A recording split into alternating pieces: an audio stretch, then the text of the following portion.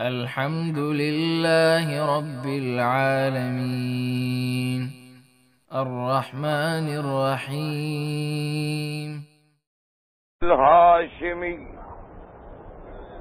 على آله وأصحابه البررة الكرام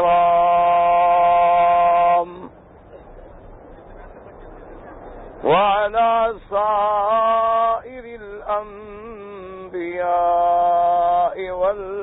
والمرسلين والملائكة المقربين.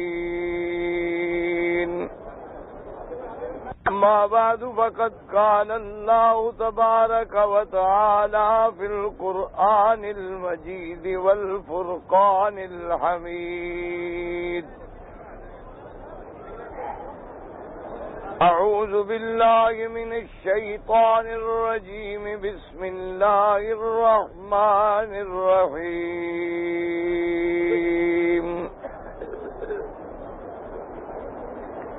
وَلَقَدْ بَعَثْنَا فِي كُلِّ أُمَّةٍ رَسُولًا أَنِ اعْبُدُوا اللَّهَ وَاجْتَنِبُوا الطَّاغُوتَ.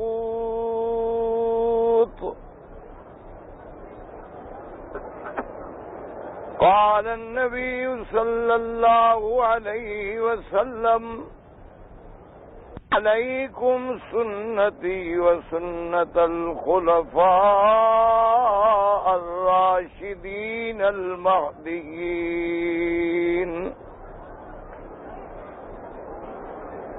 تمسكوا بها وعضوا عليها بالنواجذ.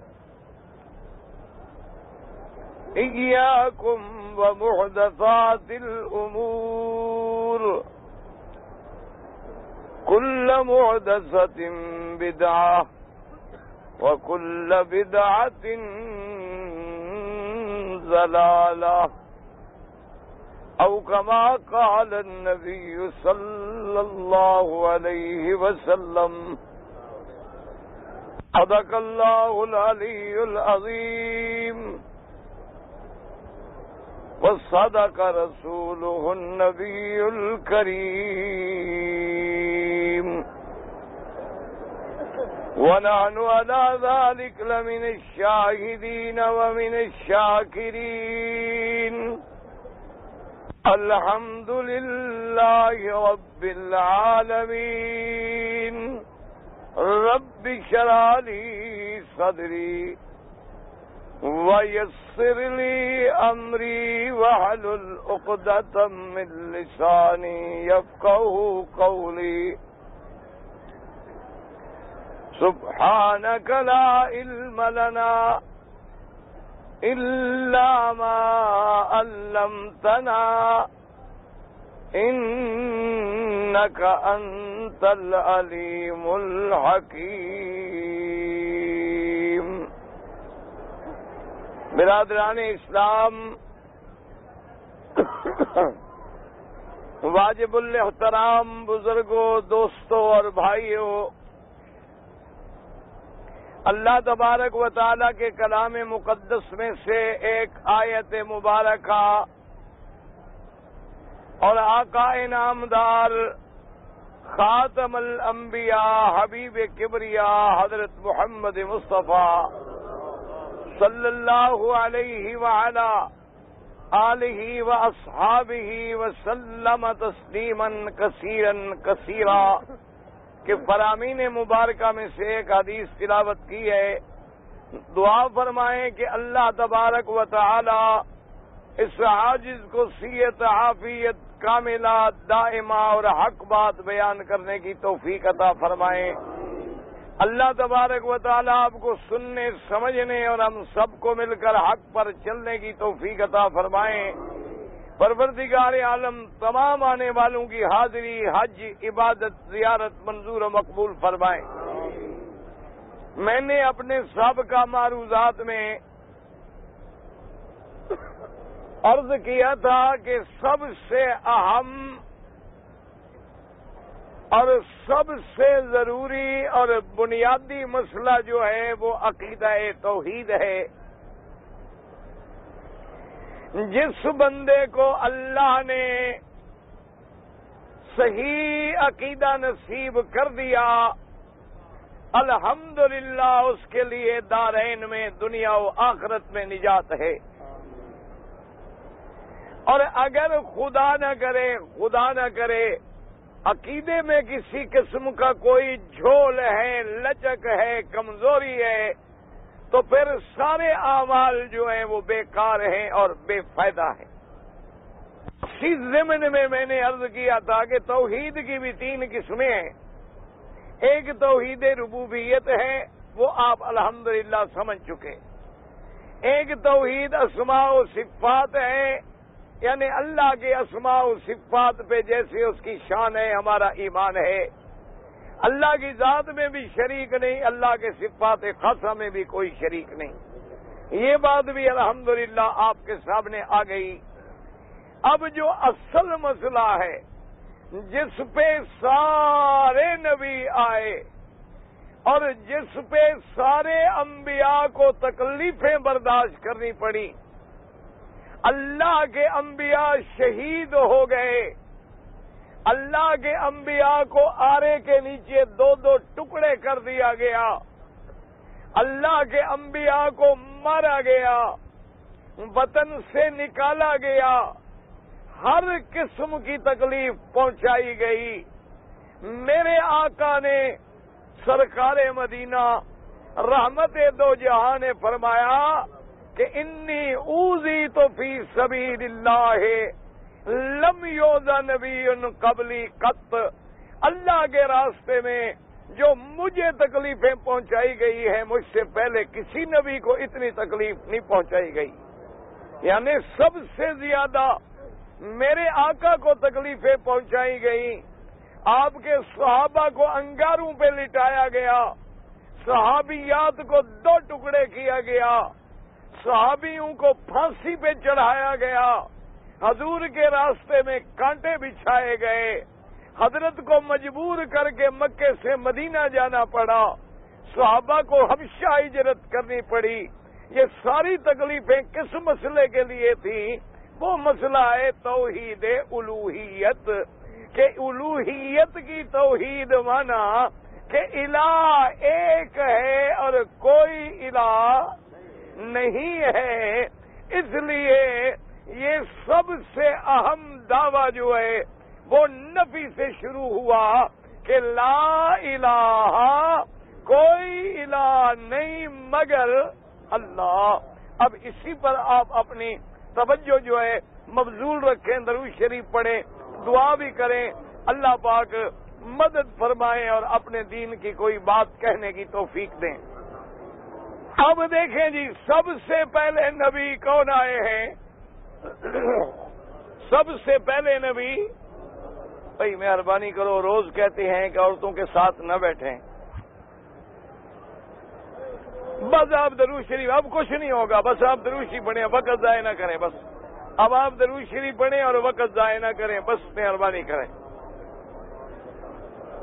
اب دیکھیں جی، سب سے پہلے نبی کون ہے؟ حضرت نوح علیہ السلام۔ نبوت اور بس جی آپ بیٹھ جائیں، مہربانی کریں، کوئی اشارے، اب جو ہو گیا کوئی نہیں ہلے گا، اب کل دیکھا جائے گا انشاءاللہ۔ اللہ کی شریعت پہلے آئی حضرت نوح علیہ السلام۔ اب قرآن سے کہیں کہ نوح نے کیا دعوت دی؟ وَلَقَدْ أَرْسَلْنَا نُوحًا إِلَىٰ قَوْمِهِ قَالَ يَا قَوْمِ اعْبُدُوا اللَّهَ مَا لَكُم مِّنْ إِلَٰهٍ غَيْرُهُ۔ اللہ نے فرمایا ہم نے نوح کو بھیجا ان کی قوم کی طرف، انہوں نے قوم کو کیا دعوت دی کہ اللہ کی عبادت کرو، اس کے سوا الہ کوئی نہیں۔ یاد رکھیں، ہم نے کلمہ کیا پڑھا ہے؟ لا، یاد رکھتے جائیں بات تاکہ دل میں جم جائے، پھر کلمہ پڑھو گے تو مزہ آئے گا۔ جب کلمہ سمجھ نہ آئے، طوطے کی طرح کہتے رہیں کہ چوری کھاؤ گے، طوطے کو تو پتہ نہیں چوری کیا بلا ہے، اس کو یہ بھی پتہ نہیں کہ کھاؤ کے سے کیا مراد ہے، اسے کہو طوطا مٹھو سے یہ بھی پتہ نہیں کہ مٹھو کون ہے. یہ کلمہ جو ہے اس کا فائدہ نہیں ہے کہ آدمی کلمہ بھی پڑھتا رہے اور کلمے کے معنی کو نہ سمجھے. میں اللہ کے کعبے میں بیٹھ کے تم خوش نصیب ہو، حج پہ آئے ہو، خدا کے کعبے میں بیٹھے ہو، مسجد الحرام ہے، نماز پڑھ چکے ہو، عشاء کی انتظار ہے. میں دعوے سے کہتا ہوں صرف کلمے کا معنی سمجھ لو، لبیک کا معنی سمجھ لو، کبھی شرک نہیں کرو گے. اور اگر سمجھ نہ آئے پھر پڑھتے رہو ساری زندگی. سمجھے اب نوح علیہ السلام نے پہلی دعوت دی ہے، اللہ نے پہلا نبی بھیجا، پہلی شریعت اتاری. نوح علیہ السلام نے اور کوئی بات نہیں کی. قال یا قوم اعبدوا اللہ ما لکم من الہ غیرہ. اے میری قوم اسی کی عبادت کرو، اس کے سوا کوئی الہ نہیں ہے. اب دیکھیں کون آئے اس کے بعد. حضرت ادریس آئے، حضرت صالح آئے. قرآن دیکھتے جائیں. اللہ فرماتا ہے وَإِلَىٰ عَادٍ أَخَاهُمْ هُودًا. قوم عاد کے پاس ہم نے ہود پیغمبر بھیجا. میرا اللہ اس نے کیا کہا؟ اس نے دعوت دی. قال یا قوم اعبدوا اللہ ما لکم من الہ غیرہ، کہ اللہ کی عبادت کرو، اللہ کے سوا الہ. وَإِلَىٰ مَدْيَنَ أَخَاهُمْ شُعَيْبًا قَالَ يَا قَوْمِ اعْبُدُوا اللَّهَ مَا لَكُمْ مِنْ إِلَٰهٍ غَيْرُهُ. قوم مدین کی طرف حضرت شعیب آئے. انہوں نے کیا دعوت دی کہ اللہ کی عبادت کرو، اس کے سوا الہ کوئی نہیں.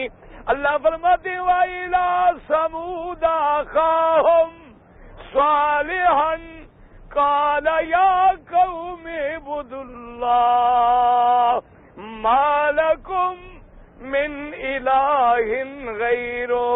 اللہ نے فرمایا ہم نے سمود قوم کی طرف حضرت صالح کو بھیجا. انہوں نے کی کیا دعوت دی کہ اللہ کی عبادت کرو، اللہ کے سوا الہ کوئی نہیں.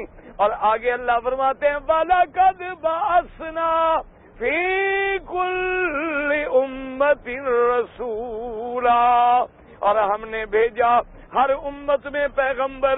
انہوں نے کیا دعوت دی؟ ان اعبدوا اللہ، اللہ کی عبادت کرو. واجتنبوا الطاغوت، اور اللہ کے ماں سوا جن کی عبادت کی جائے ان سے بچ جاؤ. اور میرے پاک نبی نے، محمد عربی نے، آمنہ کے لال نے، رحمت دو جہاں نے کیا پڑھایا؟ لا اکراہ فی الدین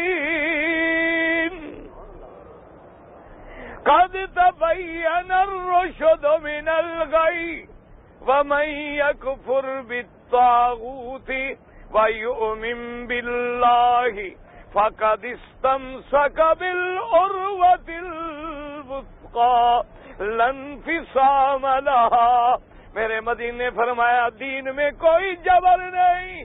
اللہ نے سب کو عقل دی ہے، سمجھ دی ہے. سوچ لو جو طاغوت سے کفر کرے، اللہ کی توحید پہ ایمان لائے، اس نے مضبوط کڑا پکڑ لیا ہے جو کبھی نہیں ٹوٹے گا. اسی بات کو یاد رکھ لیں. سننے والا بھی خدا ہے، جاننے والا بھی خدا ہے. اب سمجھو کہ ہر نبی کہتا ہے کہ وہ الہ ہے، اس کے سوا کوئی الہ نہیں.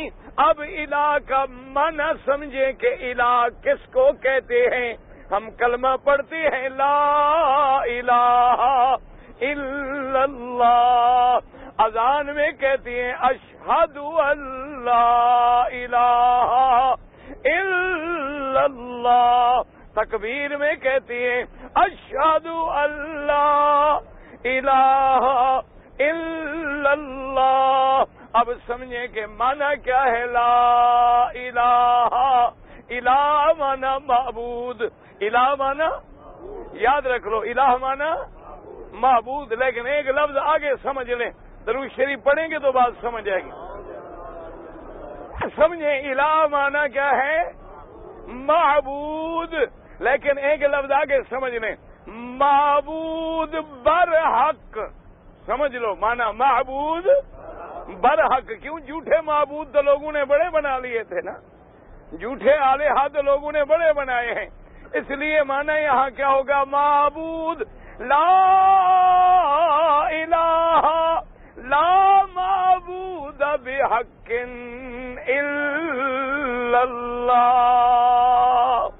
کوئی معبود, سمجھو مسئلہ, کوئی معبود برحق نہیں مگر جھوٹے معبود لوگوں نے بنا ڈالے.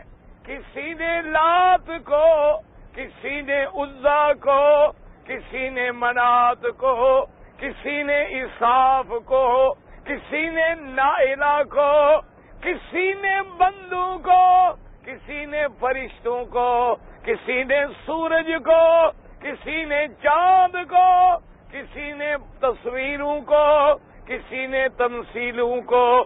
لیکن اللہ نے فرمایا کہ نانا لا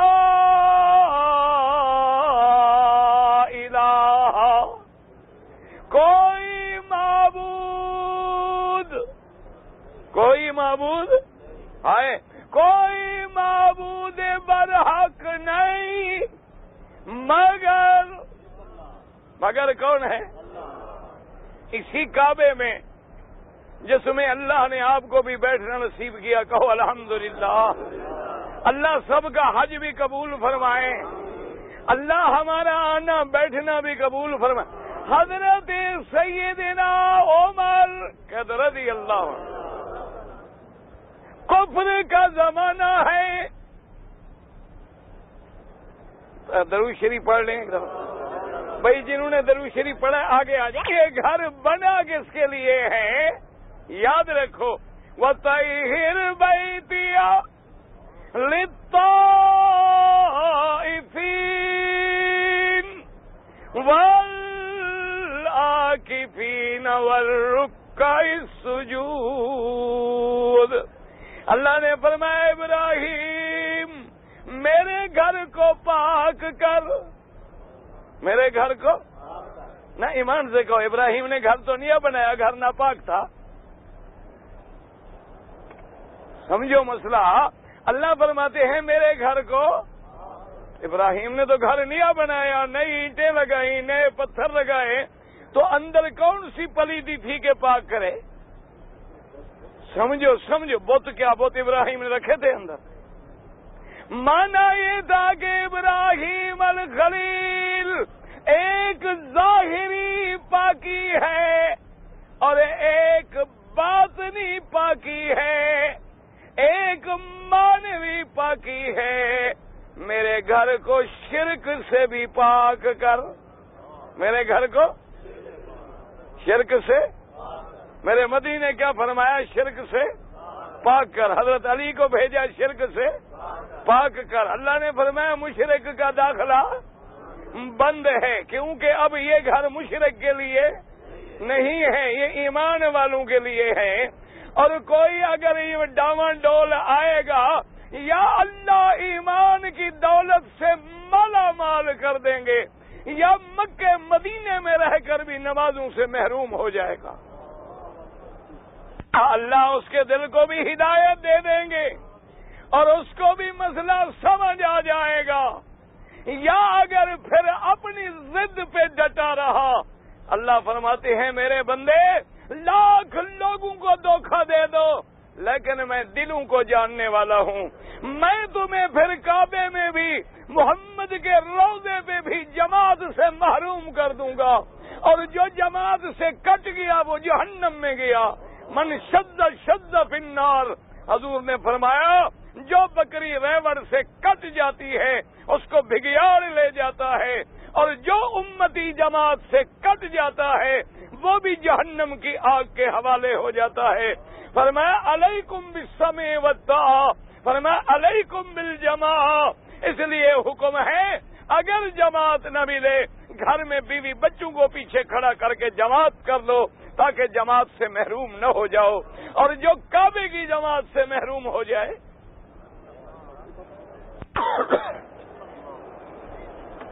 اس لیے دعا کر اللہ کسی کو محروم نہ کرے، اللہ ان کو بھی ہدایت دے دے۔ اللہ نے فرمایا میرے خلیل یا رب جلیل، فرمایا میرے گھر کو پاک کرو، حاضر مولا کس کے لیے؟ فرمایا للطائفین،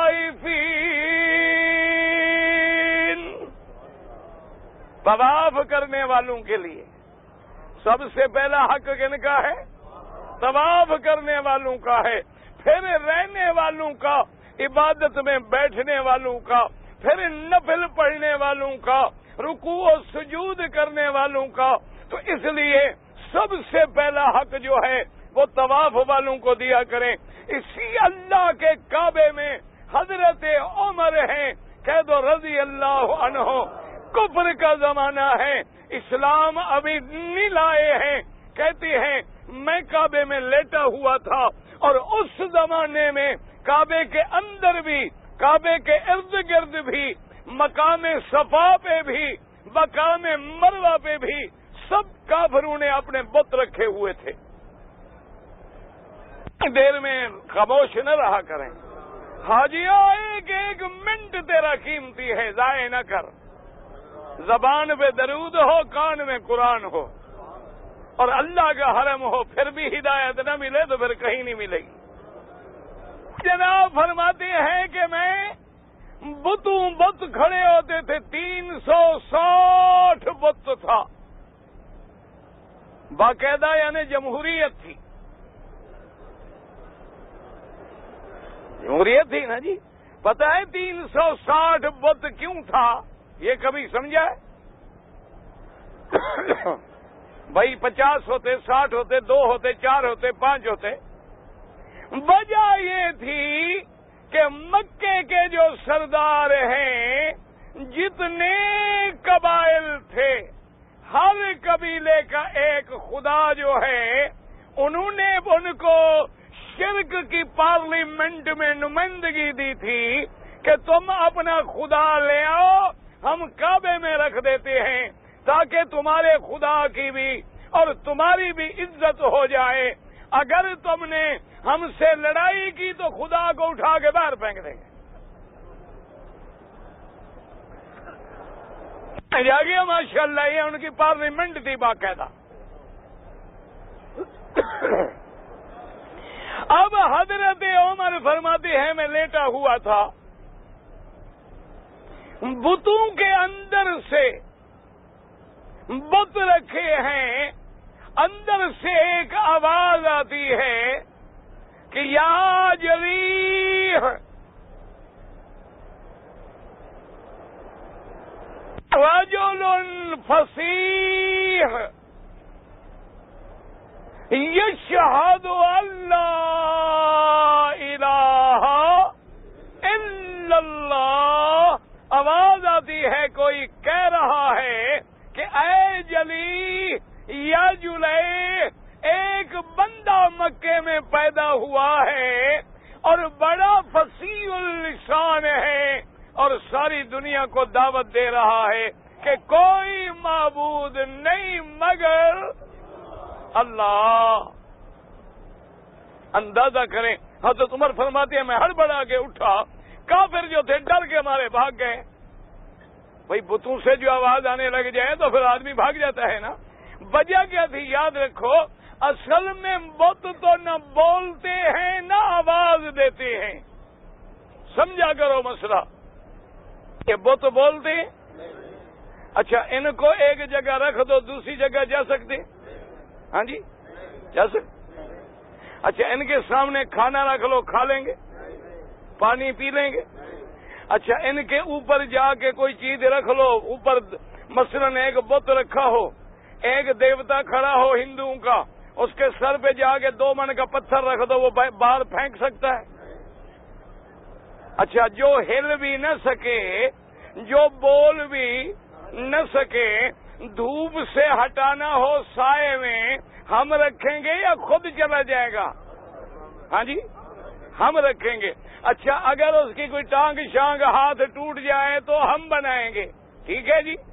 اچھا اگر اس کے اوپر پانی گرے تو اس کے اوپر چھت بھی ہم لگائیں گے، اس کے لیے کمرہ بھی ہم بنائیں گے۔ ایمان سے کہو، جو چل نہ سکے، جو بول نہ سکے، جو ہل نہ سکے، جو اپنی ذات کے نفع نقصان کا بھی مالک نہ ہو، جو دھوپ سے سائے میں جانے کے لیے بھی بندے کا محتاج ہو، ایسا بندہ، ایسی چیز بھی مشکل کشا یا حاجت روا بن سکتی ہے؟ ہاں جی۔ اچھا جو ایسا کرتے ہیں وہ عقل والے ہیں؟ ہاں جی پاگل ہیں؟ اچھا نہ سمجھ لو، خدا کے کعبے میں باتیں کھری کھری۔ دیکھو ماننا نہ ماننا تمہاری مرضی، یہ میری ذمہ داری نہیں ہے کہ ضرور مانو، بالکل نہ۔ میں نے بات پہنچانی ہے کہ قیامت میں یہ نہ کہنا کہ ہمیں توحید کا سبق نہیں پہنچا، ہم کہیں گے مولا تیرے کعبے میں تیری توحید پہنچائی تھی، نہ ماننے تیرے بندے ہیں، تو جان تیرا کام جانے۔ ہمارے ذمہ منوانا نہیں۔ اچھا اب سمجھو، ایک بزرگ اگر فوت ہو جاتا ہے، اس بزرگ کو غسل ہم دیتے ہیں یا خود کرتا ہے؟ سیدھی سیدھی بات کعبے میں۔ ایک بزرگ فوت ہو جائے، ایک عالم، مولوی، عابد، پیر، فقیر، ولی، کلندر فوت ہو جائے، اس کو غسل ہم دیں گے یا خود کرے گا؟ ہاں جی۔ کفن، اس کا جنازہ رکھ کے اس پر نماز، اس کی قبر کے اندر اس کے اوپر مٹی، تو جب تک باہر تھا غسل میں بھی ہمارا محتاج، جنازے میں بھی ہمارا محتاج، کفن میں بھی ہمارا محتاج، جنازے کی دعا میں بھی ہمارا محتاج، قبر بنانے میں بھی ہمارا محتاج، نیچے اتارنے میں بھی ہمارا محتاج، مٹی ڈالنے میں بھی ہمارا محتاج۔ جب مٹی ڈال دی کمرہ بن گیا، اب حاجت روا بن گیا ہے۔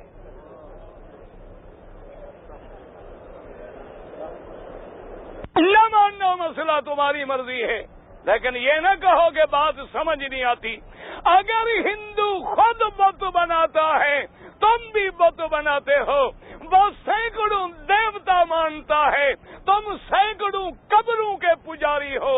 اگر وہ سورج کو پوجتا ہے، تم بھی ہر چمکنے والے کو پوجتے ہو۔ اگر وہ جھوٹی باتوں کو مانتا ہے، تم بھی جھوٹے خوابوں کو مانتے ہو، تم بھی جھوٹے کہانیوں کو مانتے ہو۔ فرق کیا ہے؟ دعا کر اللہ ہمیں حقیقی توحید نصیب کرے۔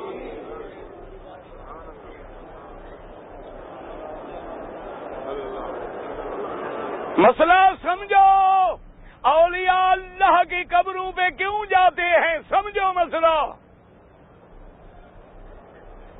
اولیاء اللہ جو زندہ ہیں، اللہ ہمیں ان کی غلامی نصیب کرے، اور جو وفات پا گئے ہیں، اللہ ان کی قبروں کو نور سے منور کر دے۔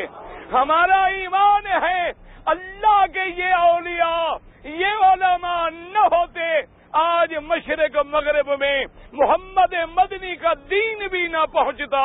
یہ ان کی خدمات ہیں، یہ ان کا مقام ہے، ان کی کرامات برحق ہیں، ان کی ولایات برحق ہیں، لیکن سب میرے اللہ کے محتاج ہیں۔ حکم یہ ہے ولی کی قبر پہ جاؤ، لیکن جا کے اس سے نہ مانگو، بلکہ اس کے لیے مانگو کہ یا اللہ یہ تیرا پیارا بندہ ہے، تیرا ولی ہے، اس کی قبر پہ رحمتیں نازل کر۔ اللہ فرماتا ہے تو نے میرے بندے کے لیے مانگا، میں نے تجھ کو بخش دیا۔ مسئلہ سمجھو، یہ نہیں کہ ان سے جا کے کہو داتا پیر عبد القادر جیلانی، محبوب سبحانی، معین الدین اجمیری، پیر بہاول حق، یہ کہو گے اللہ فرماتا ہے بے شک مشرک۔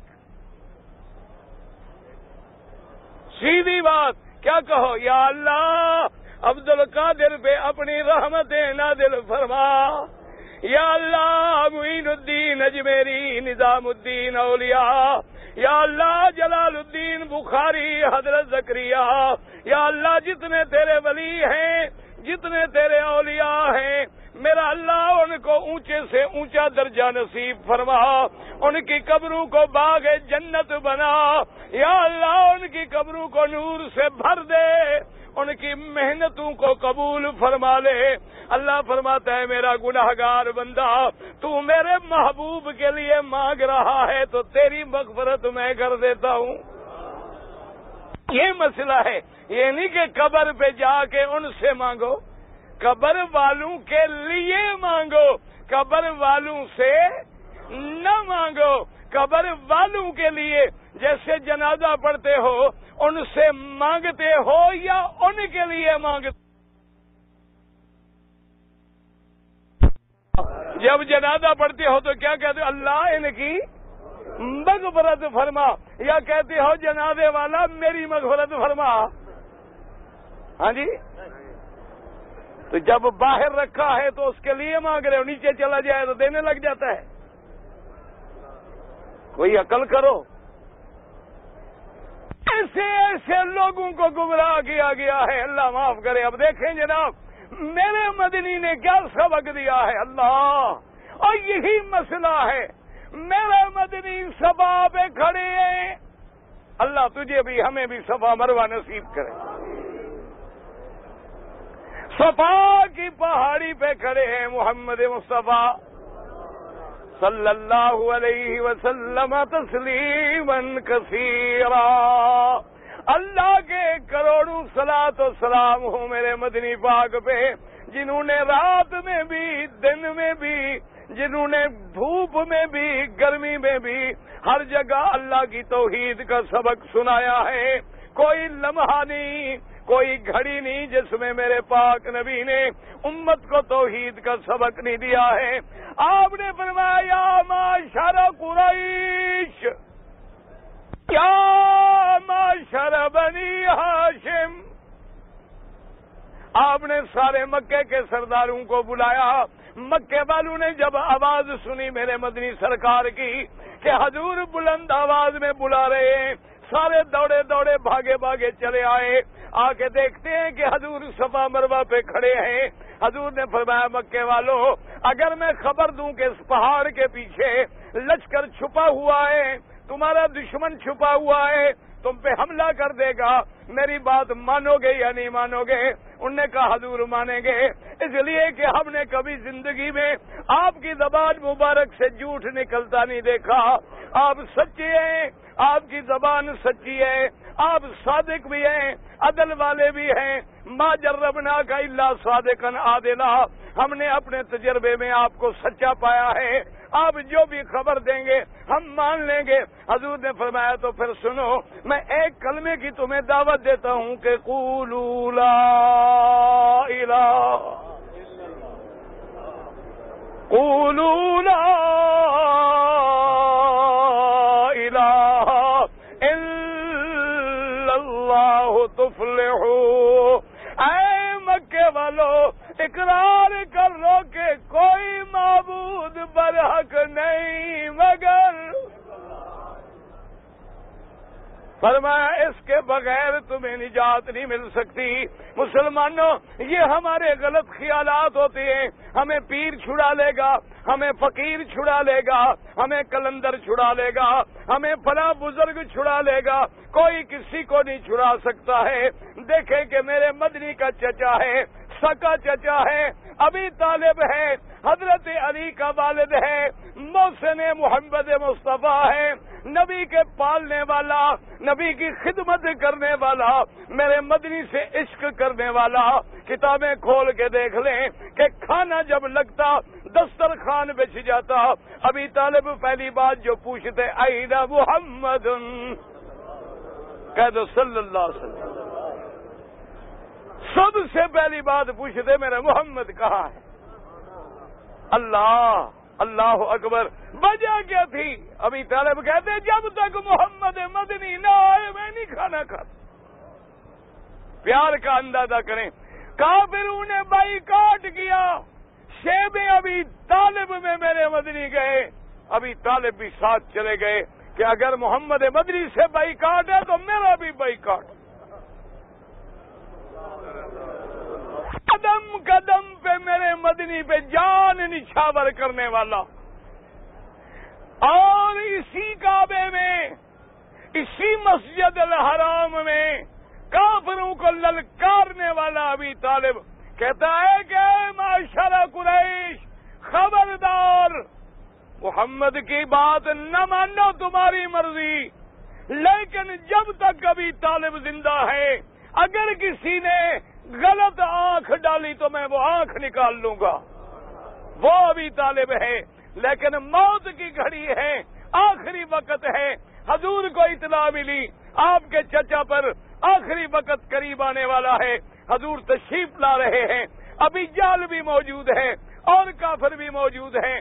ابی جہل بدبخت نے کیا کہا کہ ایسے قریب قریب بیٹھ جاؤ، محمد مدنی کے لیے جگہ نہ چھوڑو تاکہ اللہ کا نبی قریب نہ بیٹھ سکے۔ سب کھل کے بیٹھ گئے، حضور داخل ہوئے، ابی طالب کی نظر پڑی، اشارہ کیا کہ محمد مدنی میری چارپائی پہ میرے قریب آ کے بیٹھو، میں آپ کو دور نہیں کر سکتا۔ محمد مصطفیٰ قریب جا کے بیٹھ گئے، اور بیٹھنے کے بعد کیا کہا؟ فرمایا یا امی قل کلمتن، سنو، لوگوں نے عقیدے بنا رکھے ہیں اور جی پیر مضبوط ہونا چاہیے، بس پیر چھڑا لے گا، اور پتہ نہیں پیر خود کدھر ہوگا۔ چھڑائے گا تو تب جب اس کا بھی ہمیں پتہ ہو کہ حضرت خود کہاں ہوں گے۔ ان پیروں کا یہ حال ہو کہ نہ نماز ہے، نہ روزہ ہے، نہ حج ہے، نہ زکوٰۃ ہے، نہ داڑھی ہے، نہ سنت ہے، نہ عبادت ہے، اور بزرگوں کے مزاروں پہ میلے ہیں، ٹھیلے ہیں، مجرے ہیں، گانے ہیں۔ ایمان سے کہو قیامت میں پہلے اپنی جان چھڑائیں گے تو ہمیں چھڑائیں گے۔ اب دیکھیں میرے مدنی نے کیا دعوت دی، فرماتے ہیں یا امی قل کلمتن احاج بہا عند اللہ،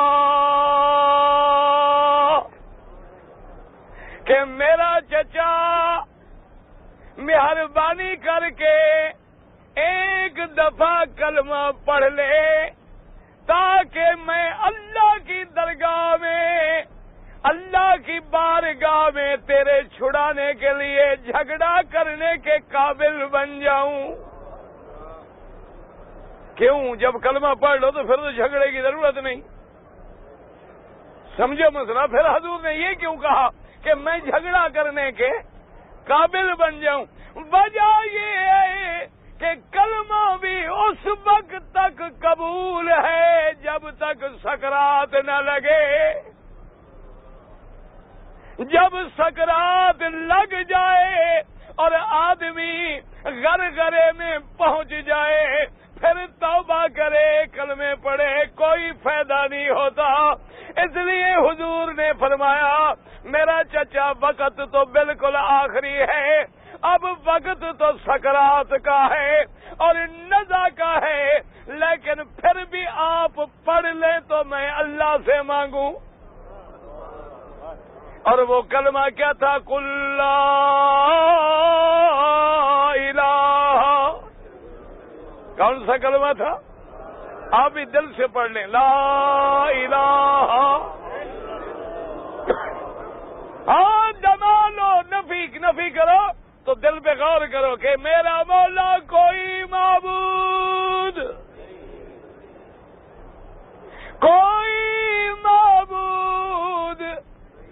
آئے، غور کرو، کوئی معبود مانا تو کہو حاجیو ڈرو نہیں، اور یہی کام آئے گا۔ یہ بینک والے ڈبے کام نہیں آئیں گے، یہ مکے میں ایئر کنڈیشن نہیں چھڑائے گا، یہ بازاروں کے چکر نہیں چھڑائیں گے، یہی بات چھڑائے گی۔ کوئی معبود، کوئی عبادت کے مگر۔ اچھا اب آگے دیکھتے جائیں، سجدہ عبادت ہے، رکوع، نماز، طواف، نظر، نیاز، منت، پکار، قربانی، حج، احرام، صفا کا دوڑنا، رونا پیٹنا، یہ سب عبادت ہے۔ اگر ہے تو پھر اس کے سوا کسی کے لیے نہیں، سمجھ آئی؟ لا الہ، کوئی معبود، کوئی مسجود، کوئی مقصود، کوئی مطلوب، کوئی نفع نقصان کا مالک، کوئی شور پکار کے قابل نہیں مگر اللہ۔ یاد رکھو نبی ساجد ہے خدا، نبی خدا، نبی عابد ہے خدا، معبود ہے نبی، مانگنے والا خدا۔ سمجھ آ رہا ہے مسئلہ؟ اب یہ ہے کلمہ، یہ ہے کلمہ کہ لا الہ، میرا اللہ فقط۔ اللہ نے فرمایا نانا میرا مدنی سرکار مدینہ اپنی امت کو اپنے ابا ابراہیم والی دعا بھی سمجھا دے، اور وہ آیت پڑھ کے بھی سنا دے کہ ان صلاتی،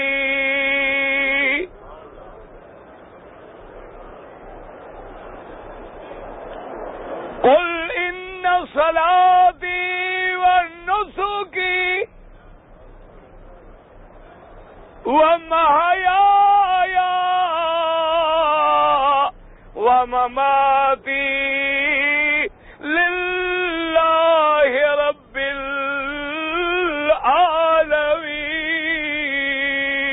العالمین۔ تحقیق میری نماز، میری عبادت بدنی، میری قربانی، میری زندگی، میری موت کس کے لیے؟ وہ اللہ جو رب ہے سارے جہانوں کا، للہ رب العالمین۔ اللہ نے فرمایا مدنی اپنی امت کو سمجھا، پھر غلطی نہ کریں، اتنی کافی نہیں، آگے بھی پڑھیں کہ لا شریک لہو، لا وَبِذَالِكَ أُمِرْتُ وَأَنَا أَوَّلُ الْمُسْلِمِينَ۔ مسلمانوں غور کرو، سمجھو کہ کوئی معبود نہیں۔ اب عبادت کی جتنی قسمیں ہیں، عبادت مالی ہے، عبادت بدنی ہے، عبادت مشترک ہے، عبادت ظاہری ہے، عبادت باطنی ہے، عبادت بدنی ہے، عبادت قلبی ہے، عبادت جسمی ہے، عبادت مانوی ہے۔ اس کا مستحق کون ہے؟ ہاں جی اچھا ایمان سے کہیں دعا کیا ہے؟ عبادت ہے کہ نہیں؟ یہ دعا کیا کہتے ہو؟ یا اللہ یا ربا، یہ دعا مانگنا عبادت ہے؟ ہاں جی، بلکہ دعا عبادت کا بھی مغز ہے، دعا عبادت کا بھی مغز ہے۔ اس لیے علماء نے لکھا ہے کہ آدمی کی دعا کی طرف دیکھو کہ وہ دعا کیسے مانگتا ہے، اس کی دعا کتنی لمبی ہے، اس کی دعا میں کتنا رونا ہے، اس کی دعا میں کتنی تڑپ ہے، کیونکہ خلاصہ جو ہے عبادت کا وہ دعا ہے۔ جیسے مزدور کام کرتا ہے، کام ختم کر کے اجرت لیتا ہے، بندہ عبادت کر کے مالک سے مانگتا ہے، مالک سے اجر مانگتا ہے، تو دیکھیں کہ مانگنے میں اس کی کیا کیفیت ہے۔ اس لیے اللہ کے ایک ولی کی بات سناتا ہوں، انہوں نے فرمایا کہ میری دعا جب منظور ہو جائے مجھے پتہ چل جاتا ہے، اور دعا میری رہ جائے منظور نہ ہو تب بھی مجھے پتہ چل جاتا ہے۔ مرید حیران ہو گئے، انہوں نے کہا حضرت کیسے پتہ چل جاتا ہے؟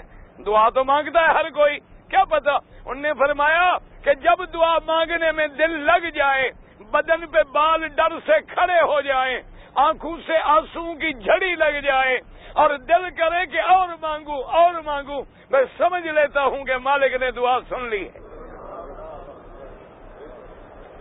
اور اگر میں دعا مانگ رہا ہوں کہ یا اللہ حج نصیب فرما، یا اللہ عرفات کا میدان نصیب فرما، اور دل میں خیال ہے اللہ میاں گھر بھی جلدی پہنچا، تو پھر دعا کا حال جو ہوتا ہے وہ دیکھ لیں۔ آپ کسی آدمی سے ایمان سے کہیں باپ، اپنے حقیقی باپ کے پاس جاؤ پیسے مانگنے، اور یوں کھڑے ہو جاؤ، کہا باجی پیسے دے گا؟ جوتا اٹھا کے سر پہ مارے گا۔ تو مانگو خدا سے، خیال بیوی کا ہو تو اللہ میاں کیوں دیتے؟ مانگو خدا سے اور خیال گھر میں ہو، اس لیے حکم ہے کہ قلب غافل سے نہ مانگا کرو۔ اگر دل توجہ نہیں کر رہا تو بس جلدی سے چپ کر جاؤ، پھر درود پڑھنا شروع کر دو، قرآن پڑھنا شروع کر دو اور عبادت میں لگ جاؤ۔ مانگو اس وقت جب دل زبان کا ساتھ دے رہا ہو، آواز اندر سے نکل رہی ہو اور تیری آنکھوں سے آنسو بہ رہے ہوں، بدن پہ کپ کپی تاری ہو، رحمت خدا پہ یقین کامل ہو، ادھر سے دعا جاتی ہے عرش پہ منظور ہو جاتی۔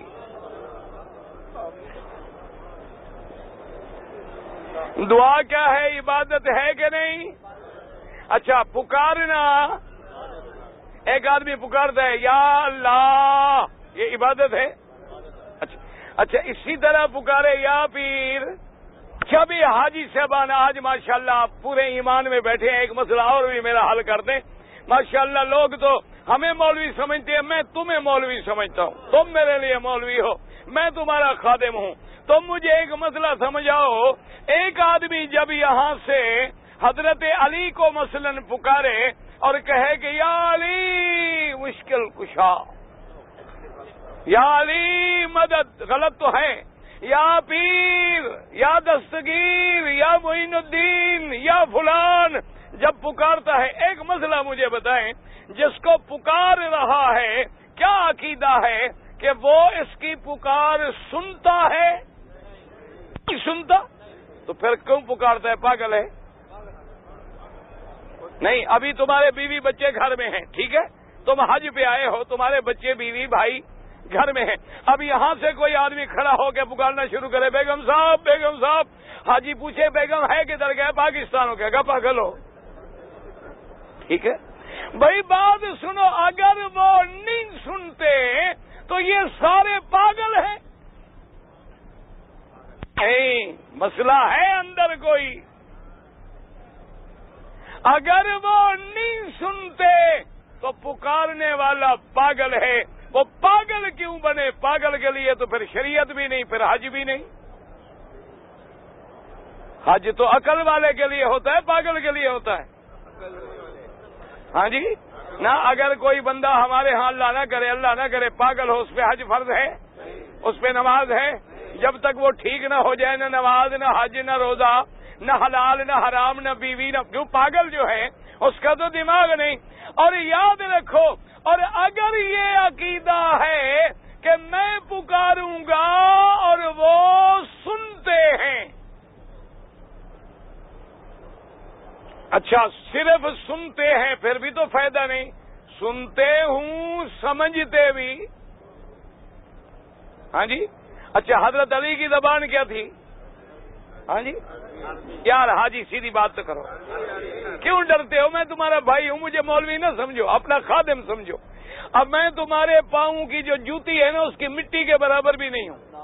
مجھے اپنا خادم سمجھے، بات سیدھی سیدھی کریں. قیامت میں کہوں گا اللہ سے، قیامت والے دن انشاءاللہ اللہ کا دربار ہوگا اور شفاعت کا پرچم میرے مدنی سردار کے ہاتھ میں ہوگا. میں کہوں گا میں نے ان حاجیوں سے مسئلہ پوچھا تھا.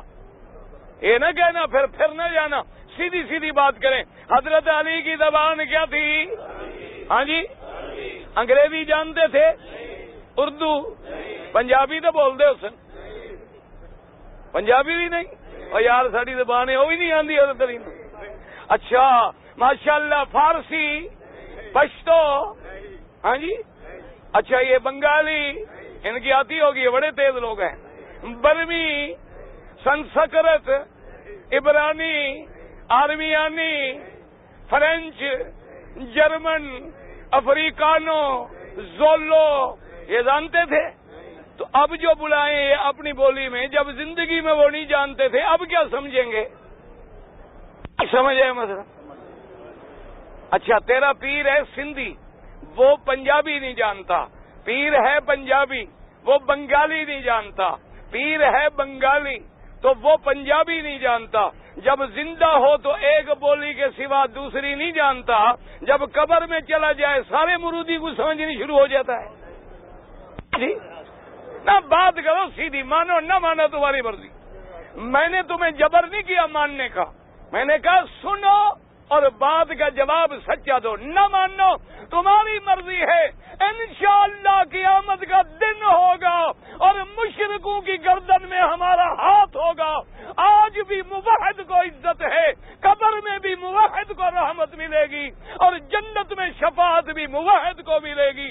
مشرک یہاں بھی ذلیل ہے، قبر میں بھی آخرت میں. یاد رکھو میرا مدنی کسی مشرک کی شفاعت نہیں کریں گے، کسی بدعتی کی شفاعت. صحیح حدیث ہے میرے مدنی کی، درود پڑھے میں محمد کی حدیث سنا. او بدعت کرنے والے میرے بھائیو، مکے میں آ گئے ہو توبہ کر لو. قبروں کی مٹی چومنے والوں توبہ کر لو. غیر اللہ کو پکارنے والوں توبہ کر لو. غیر اللہ کی منتیں ماننے والوں توبہ کر لو. آج رحمت کا دروازہ کھلا ہے. اللہ فرماتے ہیں 70 سال شرک کر، ایک دفعہ تو توبہ کر، بخشنے کے لیے میں تیار ہوں.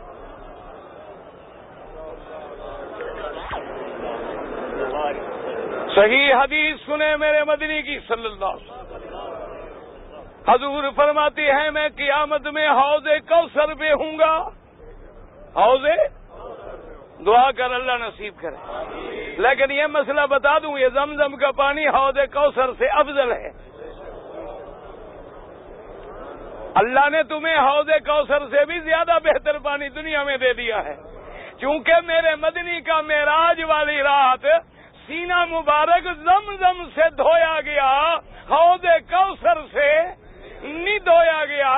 اس لیے ائمہ نے فرمایا اگر جنت کا پانی افضل ہوتا تو جبریل وہ لے کے آتا. چونکہ ساری کائنات میں افضل قلب محمد مصطفیٰ ہے، اس کے لیے جو پانی استعمال ہوا ہے وہ پانی سارے پانیوں سے افضل. ایمان ہے کہ نہیں؟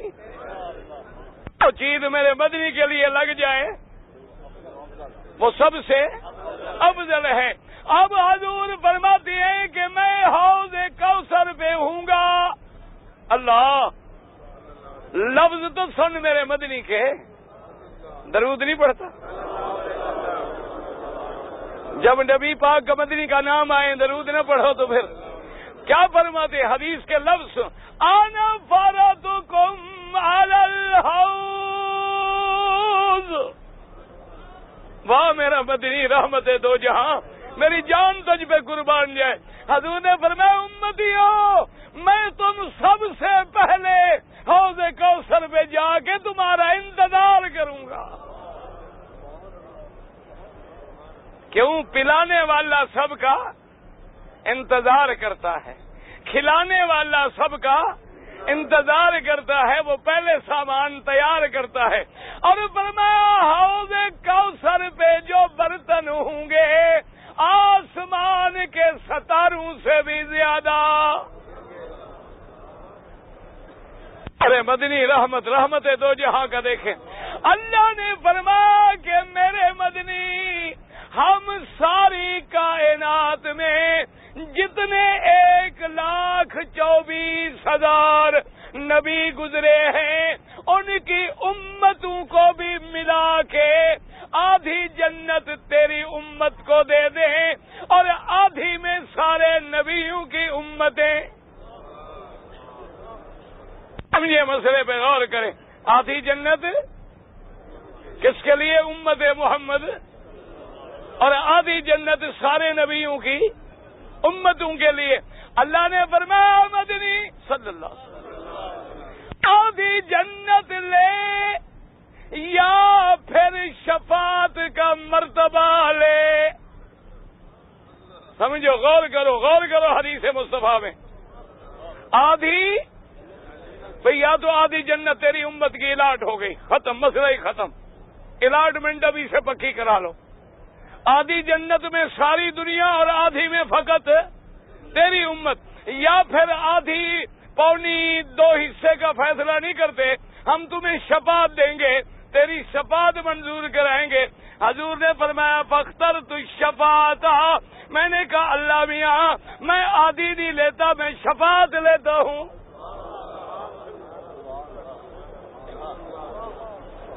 میں آئے پتا ہے پھر میرے مدنی، اس لیے جب یہ آیت اتری تھی نا قرآن میں، جب یہ آیت اتری والا سوف یعطی کا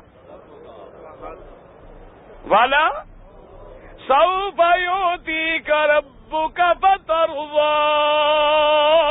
حضرت ابن عباس حضرت علی نے فرمایا رضی اللہ عنہما، ان نے فرمایا کہ ہمارا ایمان ہے کہ کلمے پڑھنے والا اور موحد صحیح عقیدہ رکھنے والا کوئی بھی انشاءاللہ جہنم میں نہیں جائے گا.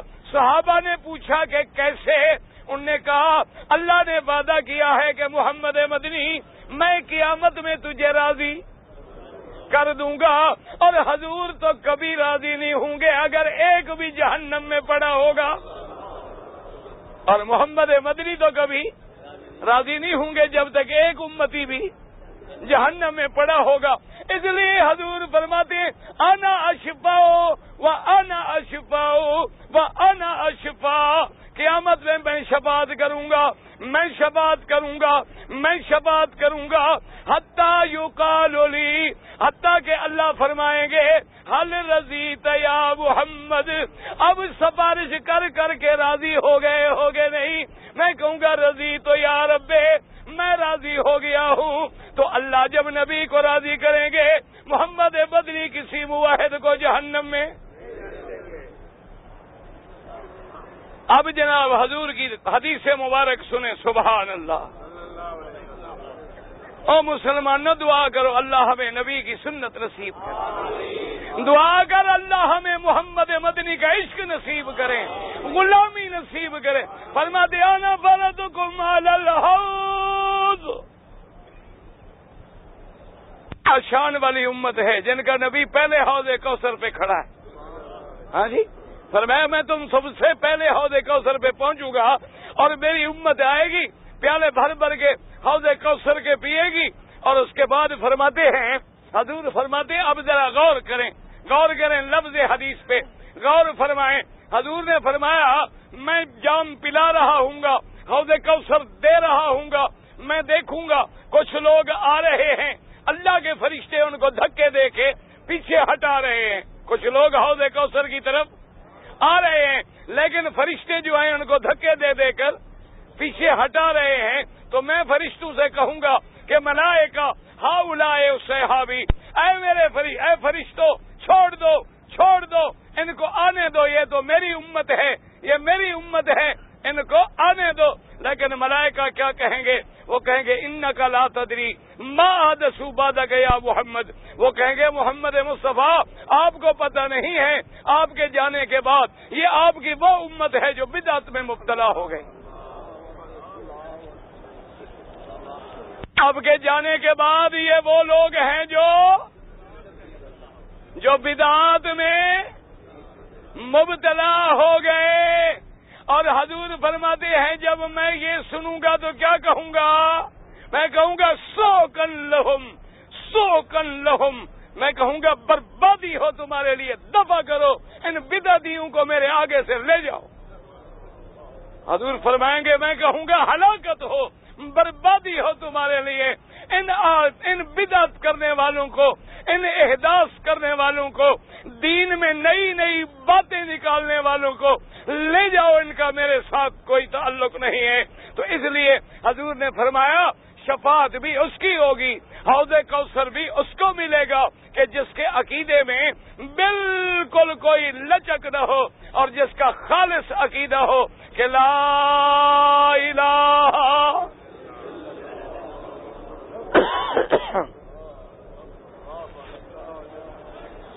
لا الہ الا اللہ محمد رسول اللہ، کوئی معبود ہے۔